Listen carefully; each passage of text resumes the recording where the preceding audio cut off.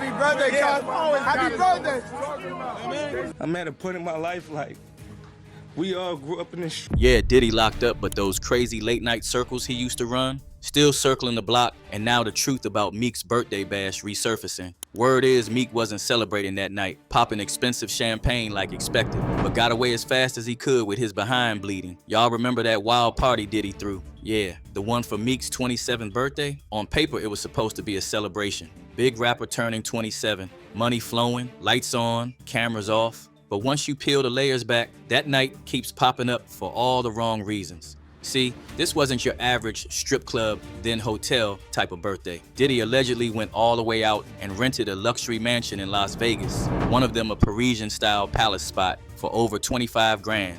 And this wasn't even on Meek's actual birthday either. It was days later, lined up perfectly with a major fight weekend when the whole entertainment world was already in town. Fighters, celebs, industry power players, everybody was outside, and from the jump, the optics were different. People who were there say Diddy made sure Meek stayed glued to him all night. Matching outfits, coordinated entrances, like he wanted everybody to know, this is my boy under his wing. But in Diddy's world, that kind of attention don't come free. Inside the mansion, things reportedly spiraled fast. Dancers, moving quietly, the kind of environment where time disappears and lines get blurry. The party finally shut down around 3 in the morning, but the place was already wrecked. We're talking broken bottles, trashed rooms, stained bedding, used protection left behind, and even blood showing up in spots that made people uncomfortable. Not oops, we partied too hard, messy, but what the hell actually happened here messy? Even the property manager reportedly called it disgusting. And that's where the story takes a turn that never really let Meek breathe again, because word started spreading that during that night, something was recorded, an audio that allegedly caught something deeply compromising between Diddy and Meek, something that, once it hit the internet, flipped the whole narrative. When that audio surfaced later, social media exploded. People weren't just shocked, they were confused, angry, mocking, debating whether it was real or fake.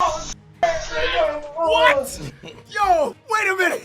Wait, ha! Meek immediately jumped out front and said it wasn't real, claimed it was AI, said bots were being used to smear him and silence his voice. He went on long rants about being targeted, about his influence, about people wanting to tear him down, strong words, emotional posts. But here's the problem. The louder he got, the less folks believed him, because the internet never looks at one moment by itself. They rewind everything.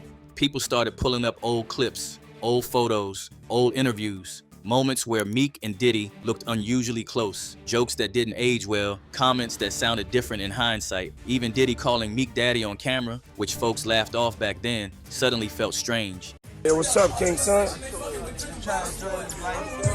Man, you doing it, man. You deserve it, daddy. You putting in that work. Proud of you. I love you. And the dude he recently ordered that wild audio came out, talking about how he did it. Diddy had that man in the room. Look, yes, I put my ear to the door and I brought the phone because Diddy started going in overdrive. I ain't know what the was going on, but I just heard balls slapping against cheeks. I heard struggling to take. I heard being like, yeah, daddy. When he started all that daddy this and daddy that, and then I heard some hollering and struggling like, yeah, I kept the phone there. Insider like Jaguar Wright even claimed the dude was paid, all geldly by Meek X, Nicki Minaj. You think that audio that they put out was real? Yeah, that was him.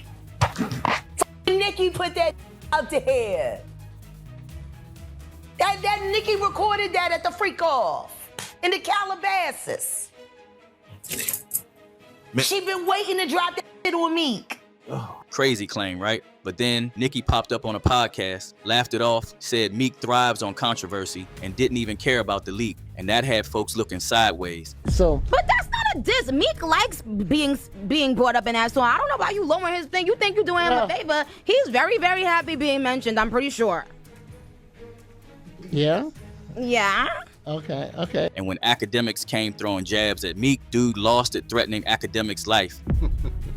We got a lawsuit. So the Lil Rod lawsuit we got. Yeah, I read through the whole thing. And it didn't mention Meek by name. but there was a footnote. A Philly rapper who used to redacted date the name. Nicki Minaj. It was like a Jeopardy question. Duh, who Yeah. is that? There could only be one person on the planet. Unless there's a Philly rapper that also dated Nicki that no one knows about. What I'm gonna do is, he says, first things first, he says, someone send me academic's address. He said, I'll die to shut you down. Yeah, then he says, I'm going to die today. And then the questions got louder. If the audio was fake, why didn't Meek push a real investigation all the way through? He talked about putting up serious money, $100,000 to clear his name, but nothing concrete ever came from it. No final report, no public proof, just tweets and then silence. That silence hit even harder once Diddy's legal situation collapsed. When Diddy finally got locked up and hit with serious charges, a lot of people who once stood next to him switched up fast, distanced themselves, and deleted posts, acted like they were never in the same room. Meek was one of the loudest voices trying to draw that line. Meek started saying he was never involved in anything inappropriate, that he was never part of the behavior people were accusing Diddy of, that blogs were twisting his name just for clicks. At first, his message was clear. I wasn't there like that. Meek even rolled with the no Diddy gang. Yeah, y'all already know how we playing out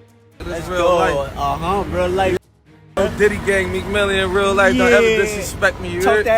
Meek. Yeah, Meek. But then the story shifted. Later on, Meek admitted that, yeah, he had been around Diddy in some of those environments, had attended parties, said there were drugs and wild energy, but he claimed he stayed away from the questionable stuff, said he saw things but didn't participate. And that's where people stopped nodding and started side-eyeing, because you can't tell folks I was never there and then turn around and say I was there, I just didn't do anything. Those are two completely different stories. And when someone keeps adjusting the narrative, the streets assume there's more they're not hearing, especially when you factor in the timing. Meek didn't start distancing himself hard until Diddy was facing real prison time. Before that, there was no outrage, no public condemnation, no this is wrong energy, just vibes, parties, private jets, vacations, and silence. No wonder folks like 50 Cent and even Orlando clowned Meek real hard. Remember when 50 poked fun at Diddy and Meek Mill with an altered version of Rick James's classic Give It To Me Baby music video like they lovers. And that he'll pay somebody $100 grand to investigate that he has nothing to do with anything with Diddy.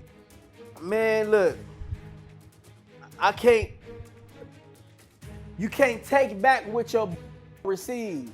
That's why people say Diddy being behind bars changed nothing for Meek's image. If anything, it made the question sharper, because now investigators are digging, allegedly. Old footage is being reviewed, and anyone who ever stood close to Diddy is back under the microscope. People started asking, why did Meek really run from that birthday party? Why did he allegedly leave shaken? Why do rumors say he was hurt that night? Why does that specific party keep coming up whenever insiders talk about Diddy's private world? Some say Meek realized too late what kind of situation he was in. Others say he knew exactly what was going on and just didn't expect it to ever see daylight. And then there are those who believe Meek wasn't just a bystander, but someone caught up in a power dynamic he didn't fully control. That's what makes this story stick, because it's not just about a party, it's about influence, about what happens when a younger artist gets pulled into the orbit of someone with unlimited money, power, and secrets, about how hard it is to say no when you're inside the mansion, cameras are off, and the rules don't apply. So now what do you think? Was that Vegas birthday party just a wild night that got exaggerated over time? Or was it the moment Meek realized he was in too deep? Do you believe Meek's claim that he saw the chaos but stayed clean? Or does the constant backtracking make it seem like he's hiding something? Because one thing's for sure, the more this story unravels, the less it feels like just gossip. And with investigators still digging and more names rumored to come up, that night in Vegas might end up being the key that explains a whole lot more than Meek ever wanted the world to know. Drop your thoughts in the comments. And if you're riding with unfiltered heat, don't just scroll, lock in, tap like, subscribe, and keep it rolling with the next jaw dropper loading up now.